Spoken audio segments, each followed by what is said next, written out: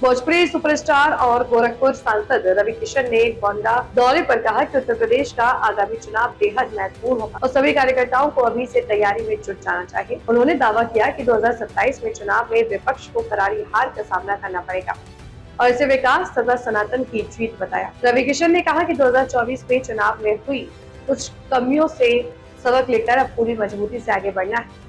उन्होंने कार्यकर्ताओं से अपील की कि एक वोट महत्वपूर्ण है और कोई भी वोट बर्बाद नहीं होना चाहिए। साथ ही उन्होंने परिवारवाद की राजनीति पर निशाना साधते हुए कहा कि प्रधानमंत्री नरेंद्र मोदी के नेतृत्व में देश में वंशवाद की राजनीति खत्म हो रही है और राष्ट्रीय हित सर्वोपरि है। उनका यह बयान राजनीतिक हलकों में चर्चा का विषय बन गया है। अभी आपने कहा कि 3 महीने चुनाव बचे हैं, फिर सरकार बनेगी। अखिलेश कह रहे कि भाजपा की विधायिका से अंतिम मंत्रिमंडल विस्तार है, क्या कहेंगे आप?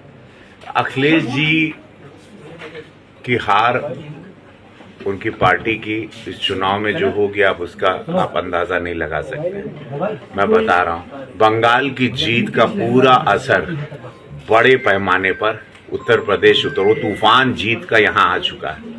17 से बड़ी जीत होने वाली है। मेरी बात आप लोग गौर करिए, 17 से बड़ी जीत होगी, बहुत बड़ी जीत। चुनाव तमिलनाडु में तख्ता पलट को कैसे देखते हैं? जैसे कि तमिलनाडु में तख्ता पलट। मेरे मित्र को मैं बधाई देता हूं जो मुख्यमंत्री बने हैं, विजय जी को, जो कलाकार हैं, और एक बहुत तानाशाही वंशवाद का अंत भारत में प्रधानमंत्री मोदी जी ने शुरू कर दिया है और उसका एग्जाम्पल आपने तमिलनाडु में भी देखा, उसका एग्जाम्पल आपने कलकत्ता बंगाल के चुनाव। परिवारवाद वंशवाद को देश ने खारिज कर दिया है, एक सिरे से नकार दिया है। अब देश जाग चुका है। आप सनातन को डेंगू मलेरिया कह रहे थे, अब खुद डेंगू मलेरिया हो गए हैं। इस तरह के तमिलनाडु के नेता लगातार जो भी सनातन का विरोध करेगा, देखिए हम लोग किसी धर्म का विरोध कभी नहीं किए।